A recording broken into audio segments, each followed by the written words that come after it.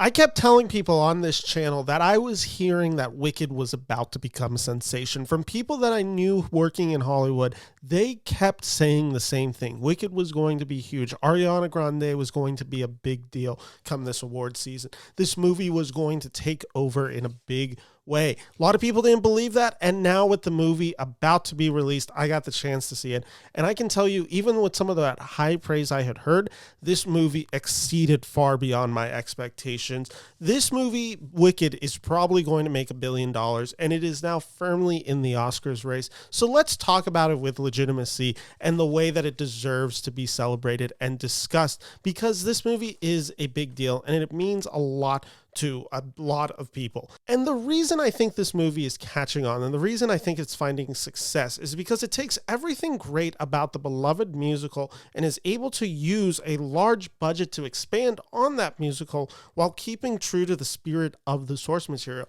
This is really cool for me because I actually got the chance to see Wicked in San Francisco, September. So I really do get to compare this movie to the Broadway sensation that I saw and what works, how it develops, and if a lot of the ideas are justified, because obviously this movie is 2.5 hours long for part one, and the entire musical Broadway production is 2.5 hours. Like, they definitely add some stuff in this movie. So we're going to be talking a lot about Wicked, which is a film, for those who do not know, it follows basically the origins of the Wicked Witch of the West. It's a reimagining that pictures her and Glinda, the Good Witch, being friends at school, and then they have this friendship that develops until stuff starts happening and the Wicked Witch becomes the witch that we all know her to become. Let's just start about the element that works the best in this movie, which is the Ariana Grande performance.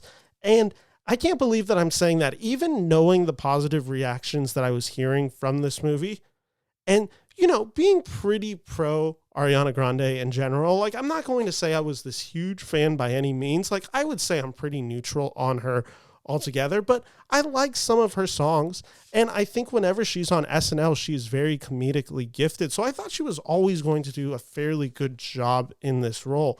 She far exceeded anything that I could have projected onto her. She is wonderful in Wicked, like, just straight up wonderful in this movie.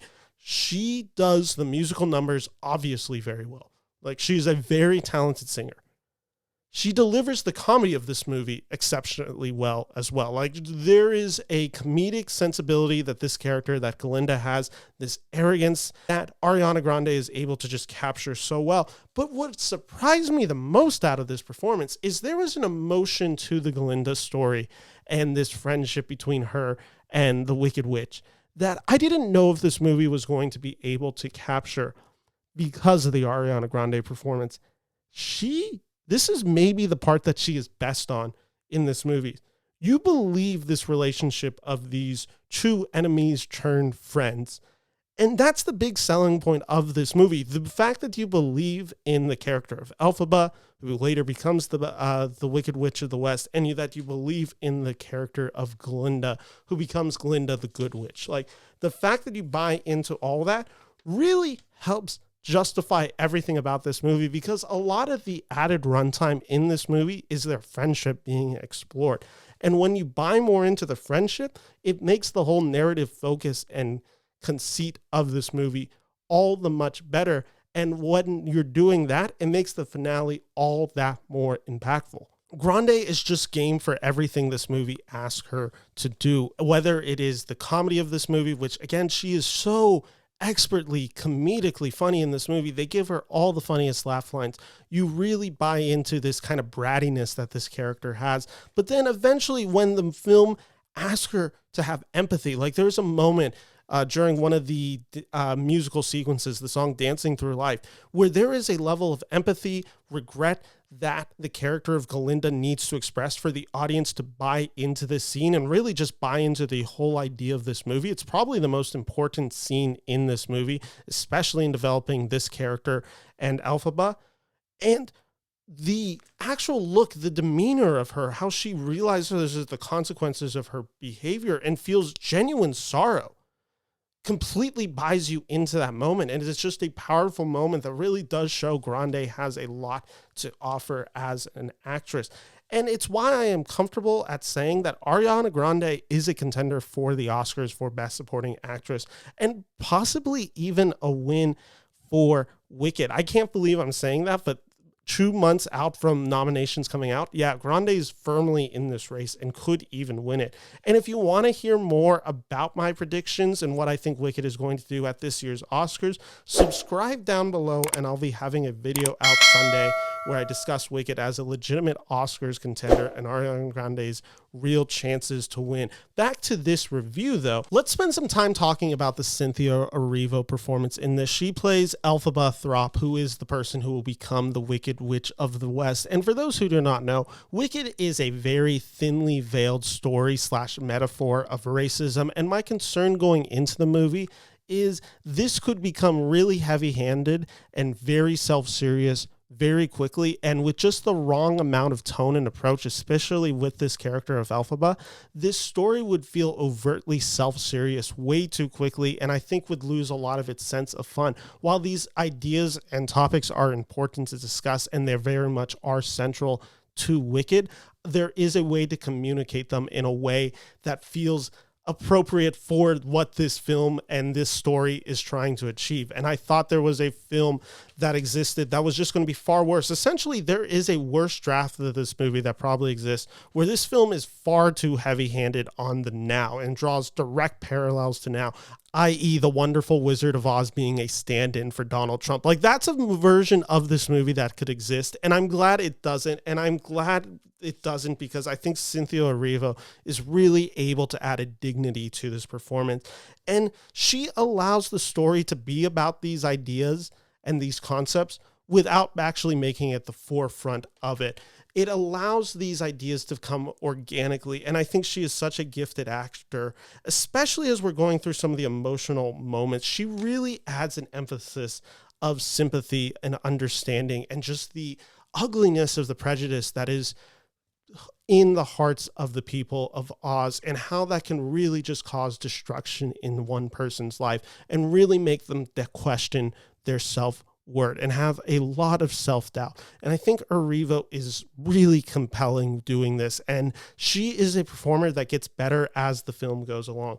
And of course, she is a very talented actress. We've known that about her forever. She is well-trained, she's well-versed in this, and that's important when you are the person singing the song Defying Gravity. Like, you have to nail it.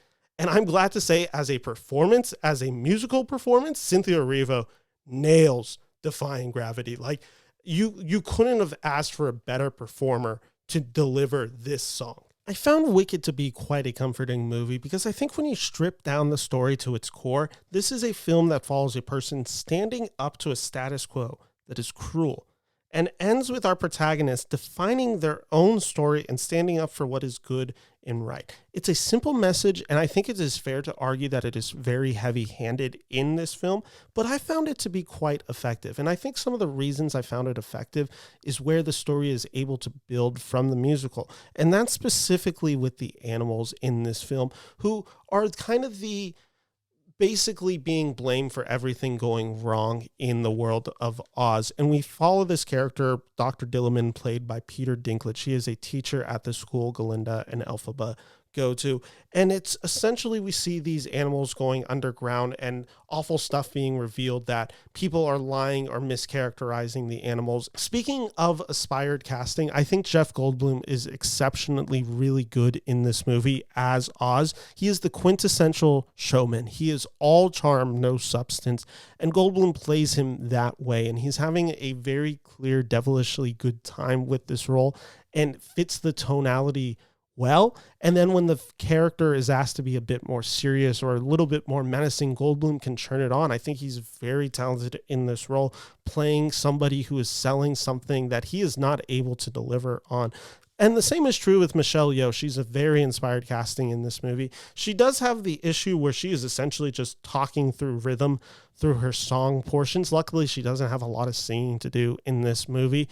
But when the film asks her to be intense, she's very intense. And I thought she was very good. And all of these ideas eventually lead to the moment, the showstopper of Wicked, which is Defying Gravity. Like, that is what everyone wants this movie to be. Like, everyone who's going into this movie, this scene needs to be good. If this scene just tanked, this movie wouldn't work.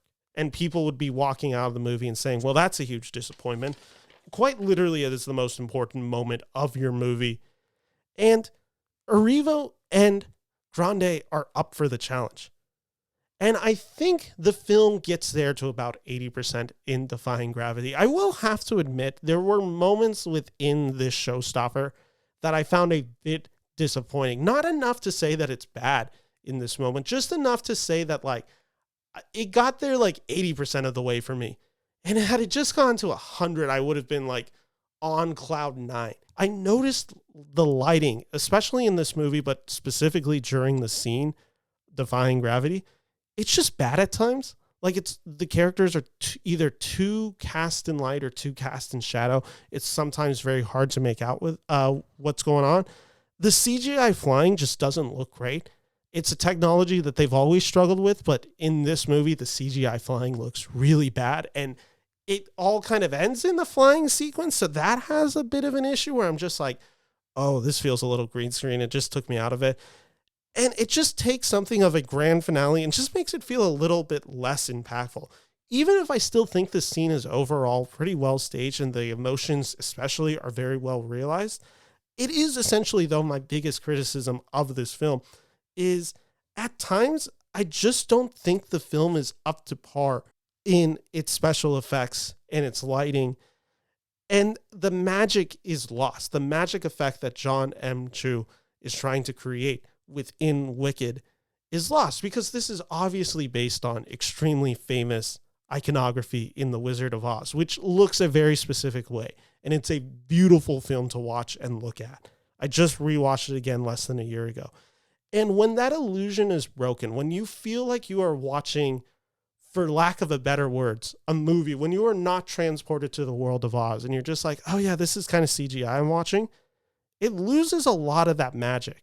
And I think this movie largely has that magic. While watching it, yes, this movie is overtly CGI'd a lot of the time, but they are able to give it a realness. And that's through the set designs, that's through the costumes, that's through the practical effects, makeup and hairstyling, all of it. Like, there is enough tangibility in it that the CGI can kind of take a back step in this world and really just add a look and design to it, but still feel of realness. And it makes everything feel more impactful.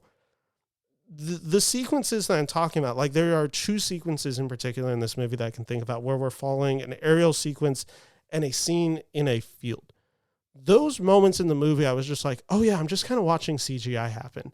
And it took me out of the movie. And they're two pretty pivotal scenes in it. And again, it's not enough to ruin the movie. It is enough to just give me a slight hesitation. And I just wish they had figured out a better way to pull this off. With that said, I know I just hit the CGI and some of the direction a little bit hard. I do want to share this film's praises because there is a lot to admire about the craftsmanship in this film, especially, and it's such a stupid thing to say, but so many modern blockbusters forget to do it. I just like that this movie has a willingness to have color in its screen. Like, I am not opposed to CGI. I understand that CGI is important and can be impactful. I just think it is often very lazily used. And one of the things that I just drives me crazy when certain directors or certain franchises use overt CGI and use a ton of it is how non-artistically rendered they are. Essentially, they're just grayed out or there's no real color or life to the screen. Wicked just gets away with a lot for just being like, you know what, we're going to have a lot of greens and we're going to have a lot of pinks on screen. And just adding colors like that, just primary bright colors, really do a lot for the CGI and can really ignore a lot of the, at times, questionable CGI. It is really an easy fix, but it just makes the digital animations pop a little bit more. With this use of practical effects along the way, costuming, makeup that you can tell is all real, it brings in and heightens the special effect. And all of these are rendered very well within the movie. And I like how the movie looks. I really like how the film can use CGI and how it can use staging to bring us into the world of this musical. And it's specifically how it stages some of the musical numbers. Specifically, there's a sequence that I already mentioned, which is the Dancing Through Life, where it does use CGI, but it uses it in a way to kind of make it feel like the stage is moving like it would on a Broadway play. It really gives a sense of motion to this movie that I quite liked. Speaking of Dancing Through Life, to wrap up this review, there are two important characters really introduced in this moment. We have Jonathan Bailey, who plays Fiyero. He is the quote-unquote love interest for both the Elphaba character and for the Glinda character. And I was vaguely aware of who Bailey is as an actor, and after watching this movie, I was like, oh, this guy has the goods. He is extremely charismatic in this moment. And we're also introduced to another actor in this movie, Ethan Slater, who's been, I think, fair to say, has been the topic of much paparazzi discussion in this movie. His role will definitely be expanded far more in part 2. I thought he was serviceable. He doesn't have a big role in this movie. There's other good performances in this movie. Bowen Yang from SNL, I want to just shout out. He's very funny in this movie. But there is a lot to like about Wicked. And overall, I was surprised with how much I like this movie and how much I'm going to be able to recommend Wicked. There are certainly flaws, but ultimately in the theater, I had a great time watching it. I didn't notice the length of this movie. I thought it moves at a good pace, and I had a great time with it, and as did my audience. I think a lot of you are going to go and enjoy Wicked this week, and I have a feeling it's going to be a big deal, and it's going to mean a lot to a lot of people. So I am happy that this film exists, and it is, I think, probably the best version of this movie that we could have gotten. And that's exciting. So Wicked Part 1, I'm giving it 4 out of 5 stars. Thank you all for watching. And if you like this video, make sure to like and subscribe to my channel below. I'll be having a review of Gladiator 2 on this channel tomorrow. So thank you. Bye-bye.